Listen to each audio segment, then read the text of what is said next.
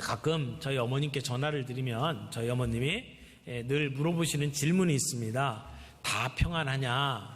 평안하냐라고 하는 그러한 질문을 하십니다. 뭐 다른 거 물어볼 것도 많이 있을 텐데 그거보다 더 궁금하신 것은 가족 모두가 평안하냐라고 하는 질문입니다. 우리가 돈도 많이 벌고 높은 지위에 올라가는 것도 중요하겠지만 가족들이 평안하냐라고 하는 것이 가장 큰 관심사이죠. 우리 하나님께서 자기의 독생자 아들 예수 그리스도를 이 땅에 보내시고 아낌없이 내어주신 우리 아버지의 마음도 그와 같으리라고 생각을 합니다. 골로새서 3장 15절 말씀을 보니까 그리스도의 평강이 너희 마음을 주장하게 하라. 너희는 평강을 위하여 한 몸으로 부르심을 받았나니 너희는 또한 감사하는 자가 되라. 이게 우리 하나님 아버지의 마음이 아닐까 싶습니다. 그리스도의 평강이 너희 마음을 주장하게 하라. 하나님께서도 하나님의 자녀된 우리가 평강을 누리기를 원하신다고 믿습니다. 이 땅에서 우리가 여러 가지 돈도 많이 벌고 땅도 사고 부귀영화 누리는 것, 그런 것을 우리가 경험하는 것도 중요하겠지만 그러나 우리 주님이 그거보다 더 원하시는 것이 우리가 그리스도 안에서 평강을 누리기를 원하신다는 것입니다. 우리 주님의 관심사가 이 평강인 것을 성경을 보면 알 수가 있습니다. 예수님께서 부활하셔서 만난 여인들 첫 번째로 물어본 것이 평안하뇨? 라는 질문이었습니다. 두려워 떨고 있는 그 제자들, 유대인들이 무서워서 문을 꼭꼭 걸어 잠그고 있는 이 제자들에게 찾아가셔서 주님이 물어보신 말씀도 너희에게 평강이 있을지어다 라는 말씀이었습니다. 평강이 있을지어다. 주님이 오늘 우리에게 주시려고 하는 것이 평강인 것을 압니다. 오늘 이 세상을 두려움 속에서 살아가고 있는 저희에게 주님은 이 평강을 이야기하고 계십니다. 우리가 지금 에베소서 6장을 통해서 영적 전쟁에서 승리하는 비결을 함께 배우고 있습니다. 무엇보다도 우리의 인생은 영적 전쟁이라는 것을 말씀을 드렸습니다. 이 세상에서 부딪히는 관계가 그저 그 사람 때문이 아니라 우리가 싸우는 것은 영적 악한 영들과 싸우는 것이라는 사실을 우리가 분명히 정리를 해야 된다라고 말씀을 드렸고, 이 영적 전쟁에서 승리하려면 우리가 주님이 주시는 힘과 능력으로 강해져야 되고, 그러려면 우리는 전신갑주를 입어야 된다라고 말씀을 했죠. 그래서 그 전신갑주의 첫 번째 무기가 우리의 허리띠라고 그랬어요. 여러분, 힘을 받으려면 허리띠가 있어야 됩니다. 역도 선수들이 힘을 내기 위해서는 튼튼한 허리띠를 매잖아요. 우리 군대에서 전쟁을 하러 나가기 위해서도 이 허리띠를 매는 게 중요합니다. 근데 진리의 허리띠를 동여매야 된다고 말씀하고 있죠. 두 번째는 의의 갑옷을 입어라. 우리의 심장과 내장을 막기 위해서 하나님의 의로 된 갑옷을 입어라. 의의 호심병을 입어라 라고 말씀을 했죠. 그리고 오늘 세 번째로 이 평안의 복음이 준비한 것으로 신을 신으라고 말씀을 합니다. 전쟁에 나가는 군인에게 신은 굉장히 중요합니다. 여러분, 전투화가 좋은 것이어야 돼요. 그래서 제대로 맞는 신발, 마음껏 뛸 수 있는 준비된 전투화를 신는 것은 굉장히 중요합니다. 군인들이 미끄러지지 아니하고 이 땅에 든든히 설 수 있도록 만드는 전투화가 필요하고, 또 예전에 전쟁에 나가면 사람들이 그 땅에다가 굉장히 많은 이 덫을 놓고 또 장애물들을 놓습니다. 땅바닥에 나무 조각이나 막대기 끝을 뾰족하게 만들어서 땅에 심어 놓아서 이렇게 접근하지 못하도록 만들어 놓는 곳을 우리 군인들이 딛고 들어가야 합니다. 그러기 위해서는 군인들의 발을 위험에서 지켜줄 수 있는 좋은 신발이 필요했죠. 동시에 안전하고 빨리 움직이기 위해서는 좋은 신을 신어야 합니다. 그래서 우리의 발을 안전하게 만들고 보호하게 만들고 기동성이 높은 그러한 신을 신는 것이 필요하죠. 악한 영과 싸워서 승리하기 위해서는 전신갑주를 입어야 되는데 그 전신갑주 중에 중요한 것이 바로 이 전투화입니다. 사도 바울이 있던 시대의 로마 군사들은요, 전쟁에 나가기 위해서 좋은 그 군화를 신었습니다. 이 사람들은 여러 겹의 가죽을 붙여가지고 그 밑에 징을 박았어요. 그래서 거의 반장화 같은 그런 신을 신고 그리고 전투에 임했습니다. 그러니까 어떤 위험이 있는 땅이든지 딛고 들어설 수 있는 그런 준비를 갖추어 준 거죠. 그리고 그 밑에 있는 징이 미끄러지거나 넘어지지 않도록 막아주는 그러한 역할들을 했었습니다. 이제 그런 모습을 바라보면서 우리가 영적인 전투에 승리하기 위해서는 우리가 이러한 좋은 전투화를 신고 전쟁을 해야 된다라고 하는 것이 오늘 사도 바울의 말씀입니다. 그렇다면 우리 영적인 전투에 임하는 그리스도인들이 어떤 군화를 신어야 될까요? 보통 군화가 아닙니다. 여기 보니까 평안의 복음이 준비한 것으로 신을 신으라고 이야기를 합니다. 평안의 복음이 준비한 것. 그래서 오늘 저는 이 말씀 속에서 세 가지 단어를 가지고 여러분과 함께 나누기를 원합니다. 첫 번째는 복음입니다. 여러분, 우리가 영적 전투에 승리하기 위해서는 복음을 회복해야 합니다. 복음을 회복해야 합니다. 복음이 뭡니까? 복음, 이것은 영어로 good news, 아주 기쁜 소식, 좋은 소식이라고 말할 수 있죠.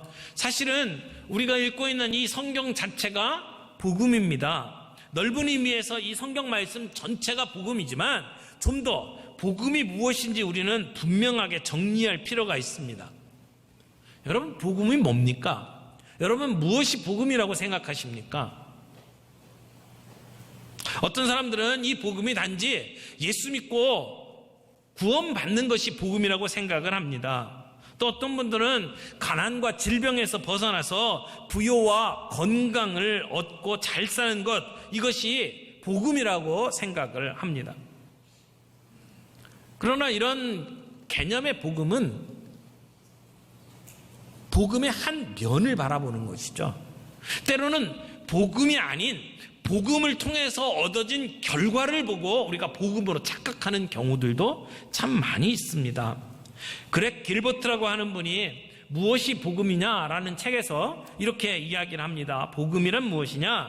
복음은 당신이 했던 일이나 당신이 어디에 있었거나 얼마나 많은 실수를 저질렀는가와 상관없이 하나님의 얼굴이 언제나 당신을 향할 것이라는 사실이다.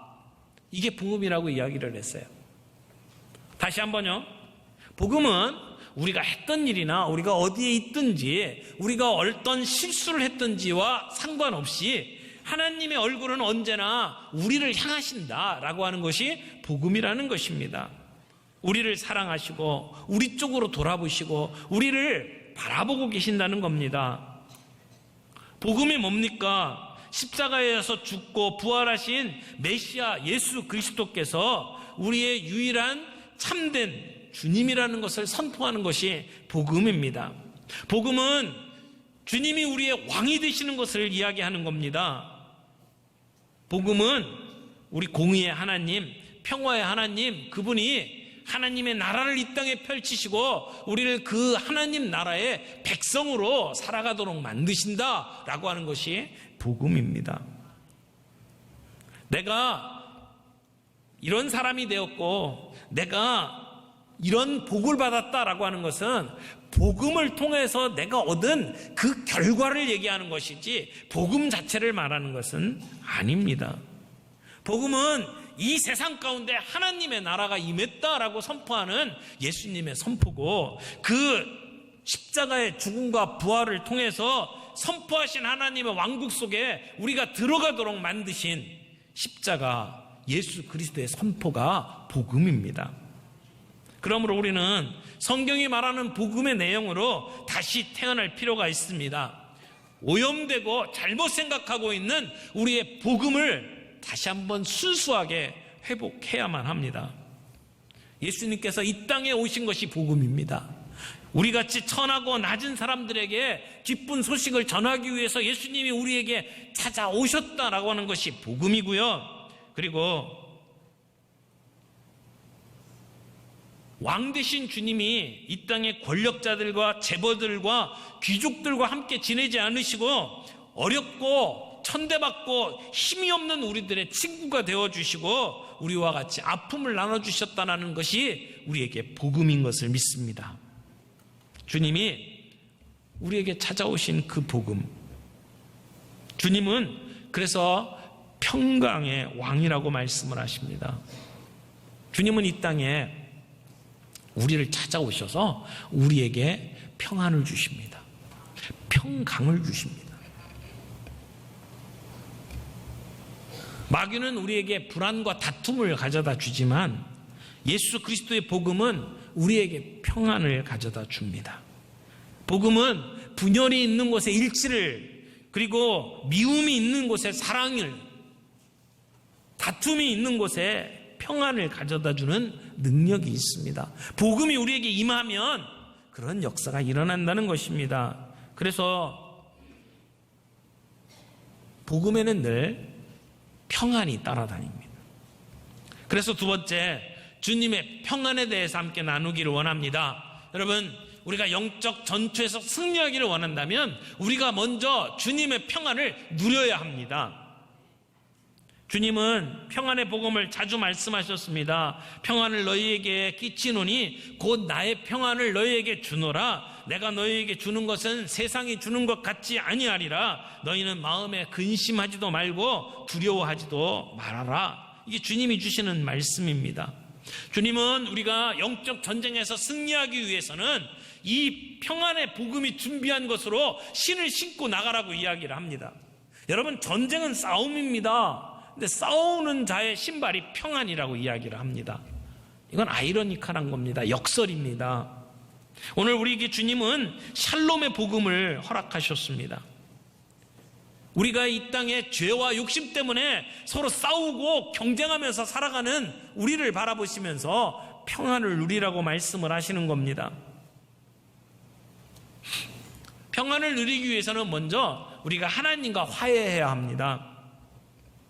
죄로 인해서 우리는 하나님과 분리가 되었습니다. 아담이 선악과를 먹고 나서 하나님을 피해서 숨었던 것을 우리는 기억해야 합니다. 에덴 동산에서 추방되었습니다. 하나님과의 관계가 깨어진 겁니다. 복음은 우리가 다시 하나님과 화해하고 화목하는 길을 보여주는 겁니다. 예수 그리스도로 말미암아, 좀 더 정확하게 이야기하면 예수 그리스도의 십자가의 죽음을 통해서 우리는 하나님과 다시 화해할 수 있게 되었습니다. 그래서 예수님을 화목제물이라고 부르는 것이죠. 그래서 우리는 하나님을 피해서 도망가는 자가 아니라 담대히 하나님 앞에 나아가는 자로 설 수가 있게 되었습니다. 이것이 복음입니다. 우리는 그 하나님과 화해를, 하나님 안에서 평안을 누리는 자로 부름을 받았습니다. 뿐만 아니라 우리는 사람들과 더불어 평화를 누리게 만들어졌습니다. 주님은 우리에게 평안을 주신다고 말씀을 하셨어요.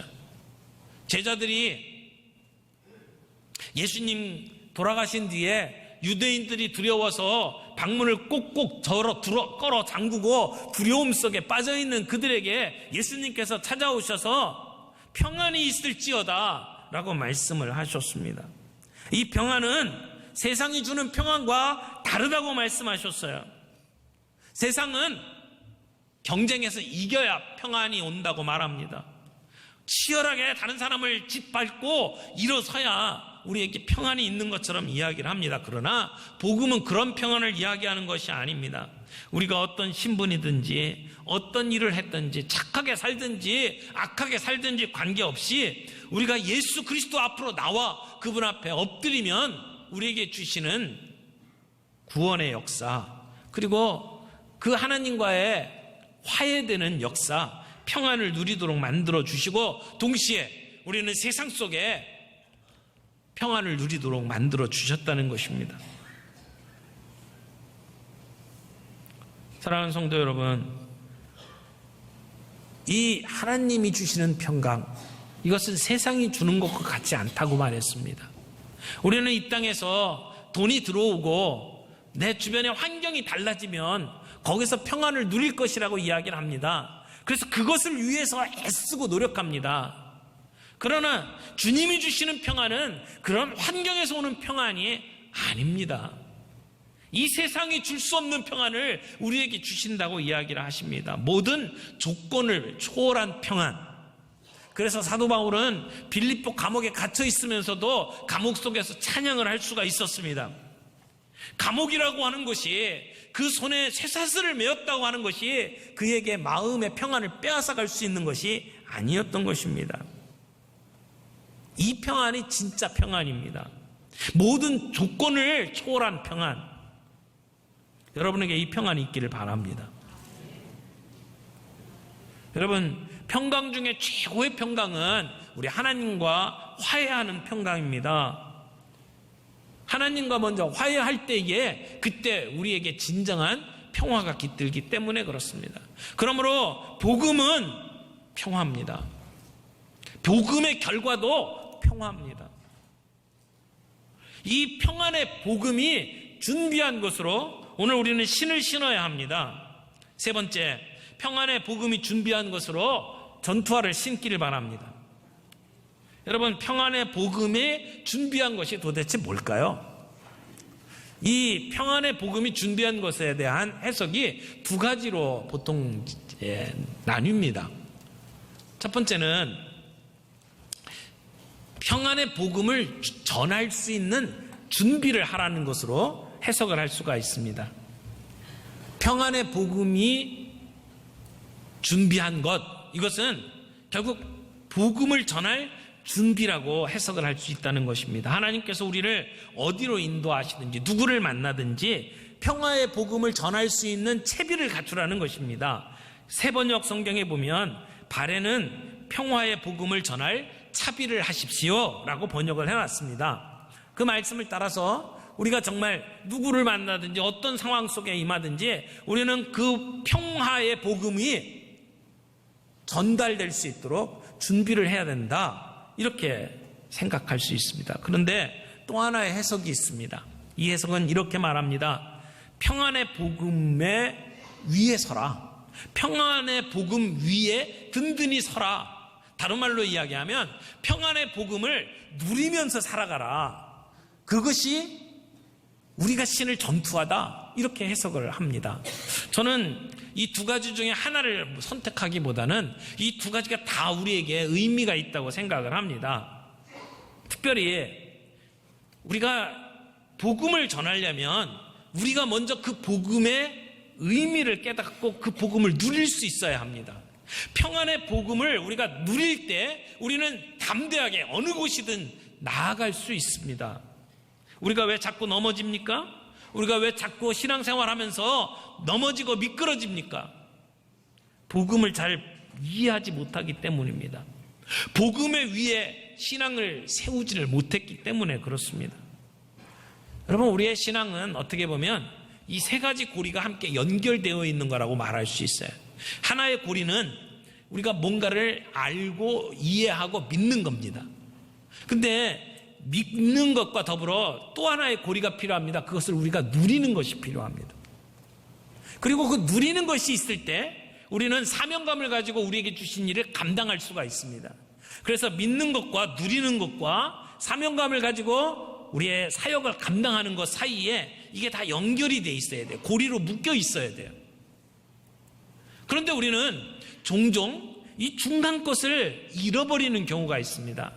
복음을 알아요. 믿어요. 그래서 복음을 전해야 된다니까 사명감을 갖고 전하는데 이 전하는 게 잘 안 돼요. 우리의 마음속이 메말라요. 그것이 사명감이 무거운 짐으로 우리에게 다가와요. 그래서 전도를 하라고 해도 난 못해요 라고 하는 이유가 뭐냐면 우리가 그 복음을 내 삶 속에서 누리지 못하기 때문이라는 것입니다. 두 번째 고리가 사라진 거예요.